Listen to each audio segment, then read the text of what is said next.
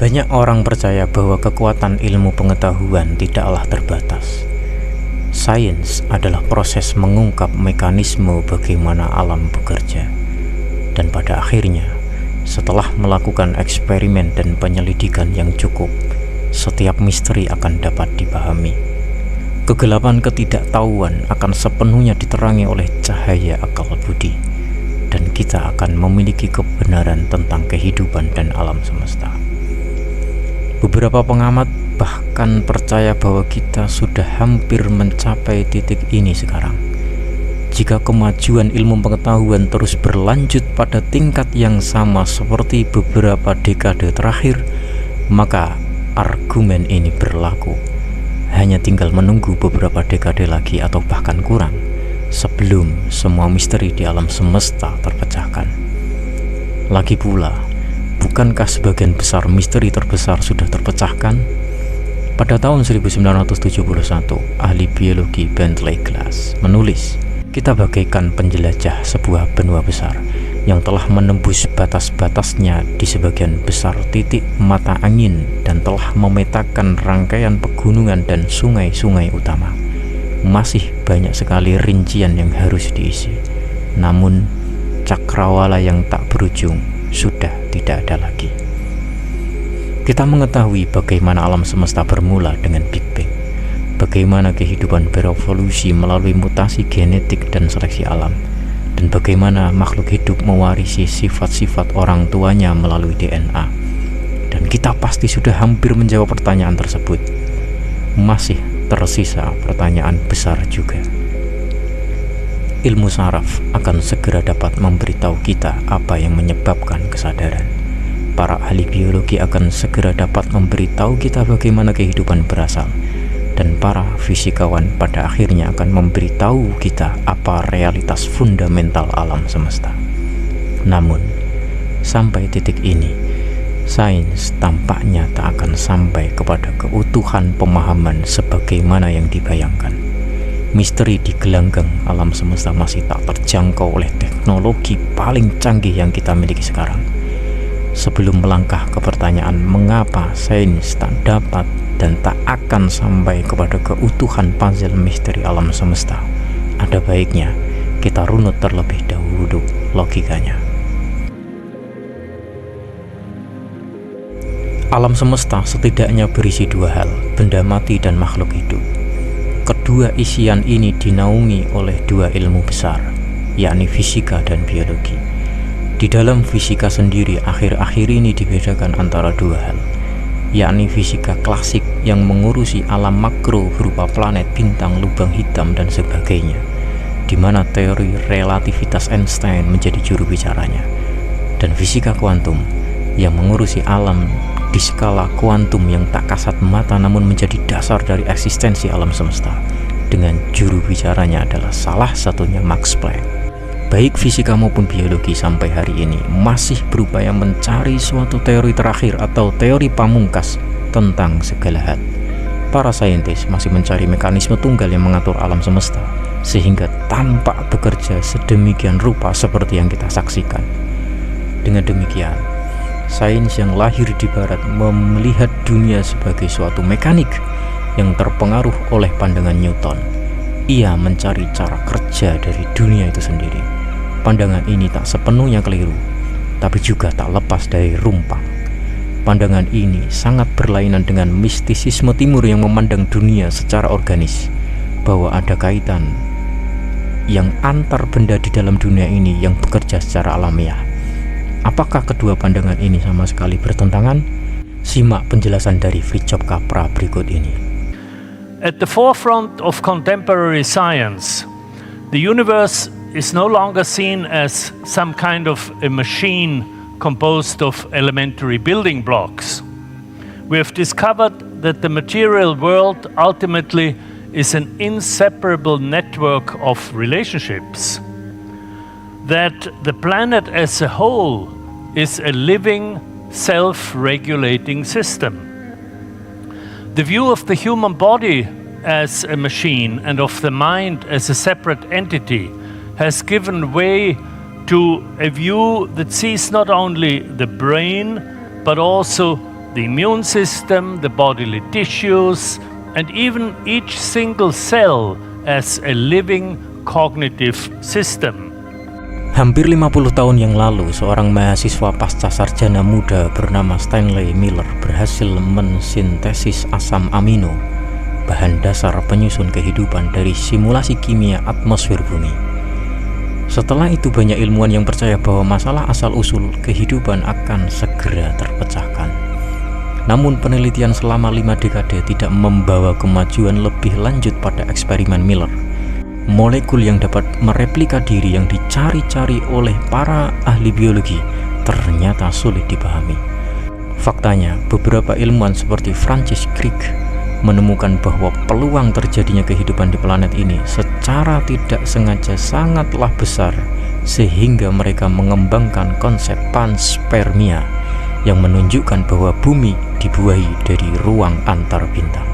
Namun, seperti yang telah ditunjukkan oleh para ilmuwan lain, kemungkinan terjadinya hal ini mungkin lebih besar daripada kemungkinan terjadinya kehidupan di planet ini.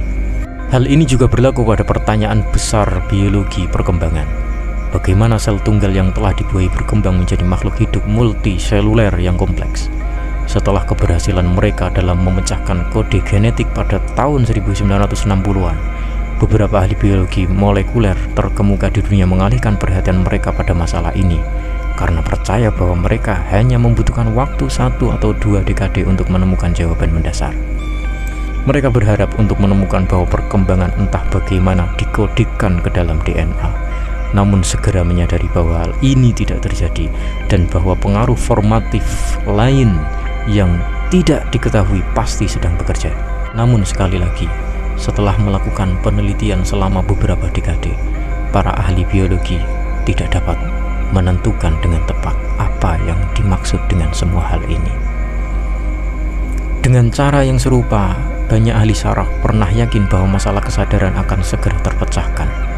Mereka percaya bahwa teknologi pemindaian otak akan memungkinkan kita melihat bagaimana miliaran neuron otak bekerja sama untuk menghasilkan kesadaran. Namun sekali lagi, perlahan-lahan menjadi jelas bahwa kenyataannya jauh lebih aneh dan lebih kompleks daripada yang dikemukakan oleh pandangan mekanistik sederhana ini. Awalnya, para ilmuwan saraf berpikir bahwa kesadaran akan berlokasi di area tertentu di otak, kemudian secara tentatif menyatakan bahwa dalam beberapa hal kesadaran tampaknya berasal dari otak secara keseluruhan. Namun, sampai saat ini, belum ada yang memberikan penjelasan mengenai hal ini. Penelitian intensif selama puluhan tahun telah membuahkan hasil. Beberapa filsuf berpendapat bahwa tidak mungkin menjelaskan kesadaran dalam kaitannya dengan otak sama sekali. Bagaimana materi abu-abu yang basah di otak bisa memunculkan pengalaman sadar? Seperti yang dikatakan filsuf Colin McKin, hal ini sama saja dengan mengubah air menjadi anggur. Pandangan alternatif yang dikemukakan oleh filsuf lain, David Chalmers, adalah bahwa kesadaran tidak mungkin dihasilkan oleh otak, tetapi merupakan kekuatan fundamental alam semesta, seperti gravitasi yang meresapi segala sesuatu. Perlu kita renungkan sejenak dari mana perlunya pemahaman menyeluruh tentang alam semesta, seperti yang diungkapkan oleh beberapa ilmuwan berasal. Lagi pula, mengapa kita perlu memahami segala sesuatu tentang kehidupan dan alam semesta? Akankah hidup kita benar-benar berbeda, yakni lebih baik atau lebih bahagia hanya karena kita mengetahui jawaban atas semua pertanyaan? Pencarian pengetahuan seringkali dipandang sebagai usaha yang mulia. Akal budi kita menjadikan kita lebih unggul dibandingkan hewan lain, dan dengan melatihnya kita dapat menghilangkan kegelapan, ketidaktahuan, dan tahayul yang hidup di dalam nenek moyang kita yang primitif. Namun, jika kita melihat lebih dalam, kebangsawanan dari pencarian ini dimulai terlihat sangat dipertanyakan.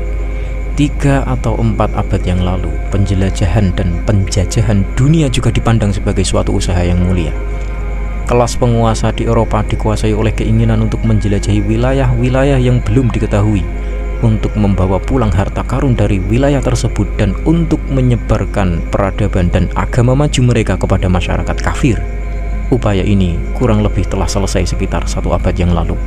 ketika pemerintah-pemerintah Eropa menguasai sebagian besar penduduk dunia dan para penjelajah telah menjelajahi hampir setiap inci permukaan bumi. Tentu saja, sekarang kita tahu bahwa tidak ada sesuatu yang mulia dalam hal ini sama sekali. Tentu saja, usaha ini sebenarnya adalah keinginan untuk mendominasi dunia itu sendiri dan masyarakatnya. Hal ini berakar pada ego laki-laki Eropa yang terlalu berkembang dan kehausan akan kekuasaan dan keuntungan materi yang dihasilkan oleh ego yang terlalu berkembang. Dan kita bisa melihat sains dengan cara yang sama. Izinkan saya mengatakan pada titik ini bahwa saya tidak menentang sains. Sebenarnya saya menyukai sains. Saya kagum dengan penemuan-penemuan yang telah dibuat tentang alam semesta, alam di sekitar kita, dan tentang tubuh manusia. Bagi saya, sains adalah cara mengungkap keajaiban realitas, dan tidak ada yang dapat menyangkal bahwa kemajuan ilmu pengetahuan telah memberikan kontribusi besar terhadap kesejahteraan ras manusia. Kemajuan medis telah meringankan penderitaan dan meningkatkan harapan hidup miliaran orang, dan teknologi modern telah menjadikan dunia menjadi tempat yang lebih kecil dan lebih saling terhubung. Dan tentunya ada beberapa ilmuwan yang termotivasi oleh rasa keingintahuan dan keheranan yang tulus, serta keinginan untuk memberikan manfaat bagi umat manusia. Namun, bagi sebagian ilmuwan, upaya untuk memahami alam semesta hampir menggantikan usaha kolonial. Sains telah menjadi saluran baru bagi keinginan untuk mengontrol dan mendominasi. Dalam hal ini, bukan suatu kebetulan jika sebagian besar ilmuwan adalah laki-laki Eropa atau Eropa Amerika. Seperti halnya usaha kolonial, usaha ilmiah sebagian besar berakar pada keinginan tidak sehat untuk menguasai alam, dorongan egois untuk mendapatkan kekuasaan dan kendali, dan keinginan untuk menguasai dan mendominasi tampaknya merupakan ciri khas laki-laki. Faktanya, hal ini tersirat dalam cara beberapa ilmuwan memandang alam. Mereka melihatnya sebagai sesuatu di luar sana, asing dan terlepas dari kesadaran yang mengamatinya. Dan ketika ada sesuatu yang lain bagi kita, seringkali hal itu dianggap sebagai musuh yang harus kita taklukkan dan kita tundukkan. Sebagian besar ilmuwan tidak menyadari keterbatasan kesadaran manusia. Ada asumsi yang mendasari bahwa kesadaran manusia biasa yang dengannya kita memandang realitas adalah mutlak dan objektif, dan bahwa dunia yang kita lihat adalah dunia sebagaimana adanya. Kesadaran kita bagaikan lampu sorot sempurna yang menerangi dunia dengan jelas dan jujur, serta menerangi segalanya. Dan inilah tentu saja mengapa kita bisa memahami dan menjelaskan segalanya, karena kita menyadari semua realitas yang perlu diwaspadai dan tidak ada sesuatu pun yang berpotensi berada di luar jangkauan sorotan kesadaran kita. Asumsi ini sama sekali tidak beralasan.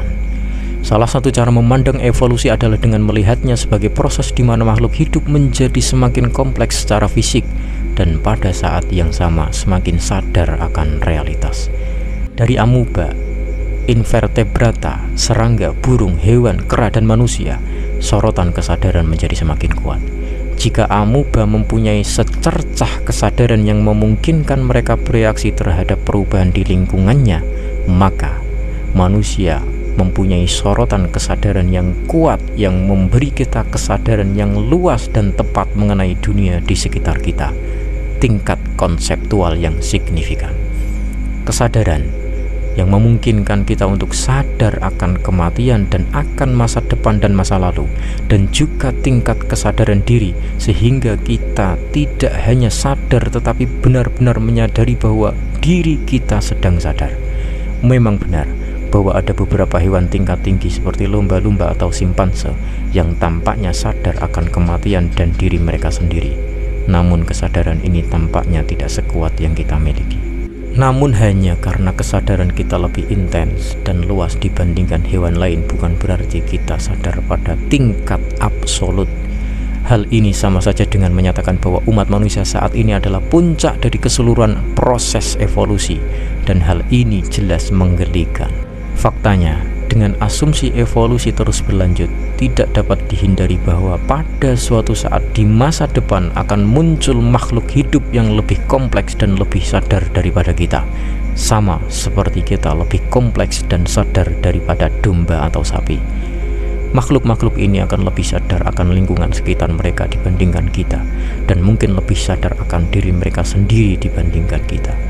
Mereka pasti akan menyadari fenomena-fenomena yang tidak kita ketahui karena fenomena-fenomena tersebut berada di luar batas kesadaran kita. Jika kesadaran kita terbatas, tidak ada alasan mengapa kita berharap dapat memahami dan menjelaskan segala sesuatu. Sama seperti seekor domba atau sapi yang mungkin tidak menyadari masa depan atau masa lalu, atau kematian mereka sendiri, pasti ada beberapa realitas yang berada di luar batas kesadaran kita. Dengan cara yang sama seperti penghuni dataran datar 2 dimensi yang dapat melihat efek dari realitas 3 dimensi tanpa memahami konsep 3 dimensi, kita mungkin dapat melihat dengan baik beberapa efek dari fenomena ini. Kita mungkin bingung memikirkannya dan mencoba memahaminya, namun tidak mampu menjelaskannya dengan baik karena kita tidak menyadari fenomena itu sendiri. Dan inilah posisi ilmu pengetahuan modern. Para ilmuwan tidak akan pernah mampu memecahkan pertanyaan-pertanyaan besar karena jawaban atas pertanyaan-pertanyaan tersebut, jika ada, berada di luar batas kesadaran normal kita. Mencoba memahami bagaimana alam semesta dimulai, bagaimana kehidupan dimulai, bagaimana embrio berkembang, atau bagaimana kesadaran dihasilkan hanya akan membawa pada jalan buntu dan kebingungan, karena pertanyaan-pertanyaan ini tidak dapat dijelaskan dalam kerangka pandangan terbatas tentang dunia yang diberikan oleh kesadaran normal kita. Tentu saja hal-hal tersebut melibatkan faktor-faktor atau fenomena yang kesadaran kita yang terbatas tidak memungkinkan kita untuk menyadarinya. Sebenarnya kita hampir dapat memahami hal ini ketika kita bertanya pada diri kita sendiri beberapa pertanyaan besar. Pertanyaan seperti apakah alam semesta ada akhirnya? Jika iya, apa yang terjadi setelahnya? Atau apa yang terjadi sebelum Big Bang? Pertanyaan-pertanyaan ini bertentangan dengan akal sehat, seperti koan dalam Buddhisme Zen. Faktanya, ada salah satu bidang ilmu pengetahuan, yaitu fisika kuantum, yang sepertinya hanya berisi teka-teki koan yang tidak dapat terjawab. Bagaimana foton cahaya bisa menjadi partikel dan gelombang sekaligus? Bagaimana elektron mengetahui apa yang dilakukan elektron lain? Mengapa eksperimen selalu dipengaruhi oleh ekspektasi orang yang melakukan eksperimen? Jelas sekali bahwa jawaban atas koan-koan ini, jika memang ada, pasti berada di luar rentang normal dari sorotan kesadaran kita. Namun hal ini tidak berarti bahwa, seperti yang disimpulkan oleh Faust karya Goethe, kita tidak dapat mengetahui apapun, dan bahwa pencarian kebenaran adalah upaya yang sia-sia. Faktanya, gagasan bahwa pengetahuan kita dibatasi oleh kesadaran kita menyarankan cara lain untuk meningkatkan pengetahuan kita dengan memperluas jangkauan kesadaran kita. Pendekatan inilah yang selalu diambil oleh filsafat timur. Sementara ilmu pengetahuan dari filsafat barat selalu berasumsi bahwa kebenaran ada di sini dan dapat ditemukan jika kita melihat dan berpikir cukup keras, filsafat timur selalu mengetahui bahwa ada pemandangan realitas di luar kesadaran normal kita. Kita dapat memperoleh akses terhadap hal ini dengan mengikuti praktik spiritual yang menyempurnakan dan mengintensifkan kesadaran kita. Lagi pula, inti dari koan Zen adalah bahwa masalah tersebut dapat diselesaikan, tetapi tidak hanya dengan menggunakan akal.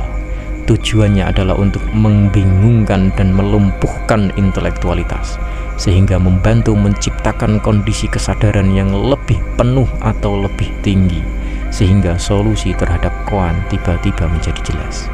Banyak ilmuwan dan filsuf barat yang seperti orang-orang yang tinggal di sebuah ruangan dan yakin bahwa tidak ada apapun di luarnya. Bahkan gagasan bahwa mungkin ada sesuatu di luar ruangan itu bahkan tidak terpikir oleh mereka. Mereka berpikir bahwa mereka dapat menemukan kebenaran dengan memeriksa ruangan tersebut, dengan mencari tahu terbuat dari apa ruangan itu dan bagaimana segala sesuatu di dalamnya bekerja, dan membuat katalog semua detail yang mereka temukan. Satu-satunya masalah adalah mereka terus-menerus menemukan hal-hal aneh yang tampaknya tidak dapat dijelaskan dalam ruangan itu sendiri. Mungkin ada pergerakan udara yang aneh misalnya, atau cahaya yang sumbernya tidak dapat mereka temukan. Namun dari sudut pandang Hindu, Buddha, Tao atau Sufisme, sudah menjadi hal yang wajar bahwa ruangan itu bukanlah segalanya. Ada realitas yang lebih luas dan nyata di luarnya. Filsuf mistikus menyadari bahwa kebenaran mutlak tidak dapat ditemukan sama sekali di dalam ruangan dan tidak ada gunanya mencarinya di sana. Ia hanya dapat ditemukan di luar ruangan tersebut, sehingga ia menghabiskan waktunya untuk mencari jalan keluar dari ruangan tersebut atau mencoba membongkar tembok-temboknya, sehingga ia dapat memperoleh akses terhadap realitas yang lebih luas di luar ruangan tersebut. Inilah yang kita sebut sains mistis, sebuah pencarian kebenaran yang didasarkan pada perluasan kesadaran. Dan jika kita benar-benar ingin menjawab pertanyaan besar, pendekatan inilah yang harus kita ambil juga. Kita membutuhkan jenis ilmu pengetahuan yang berbeda, ilmu yang tidak didasarkan pada visi objektif seorang pengamat, namun berfokus pada perluasan visi pengamat sehingga ia dapat melihat lebih banyak. Daripada menggunakan teknologi baru yang memungkinkan kita untuk memeriksa realitas bayangan samsara secara lebih mendalam, kita memerlukan teknologi spiritual yang mengintensifkan kesadaran kita sehingga memberi kita akses terhadap lebih banyak kebenaran. Tentu saja, teknologi ini telah berkembang. Misalnya, jalur transformasi agama Buddha, Tantra, Vedanta atau tasawuf. Ada juga banyak ilmuwan mistik besar sepanjang sejarah seperti Mr. Eckhart, Ramakrishna atau Ramana Maharishi. Kesadaran mereka yang semakin intensif berarti bahwa mereka menyadari realitas yang tersembunyi bagi kita, termasuk banyak jawaban atas pertanyaan-pertanyaan besar.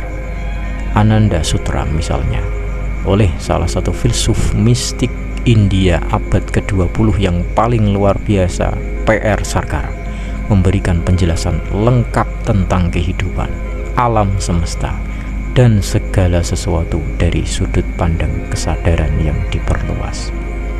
Dari sudut pandang kesadaran normal, penjelasan ini mungkin tampak tidak berarti dan bahkan konyol. Hal ini pasti terjadi karena kita seperti domba yang mencoba memahami teori baru tentang masa depan, masa lalu, dan kematian yang dikemukakan oleh seorang filsuf mistikus domba. Satu-satunya cara agar kita dapat memahaminya adalah dengan menggunakan teknologi spiritual untuk memperluas kesadaran kita dan menjadi ilmuwan mistik.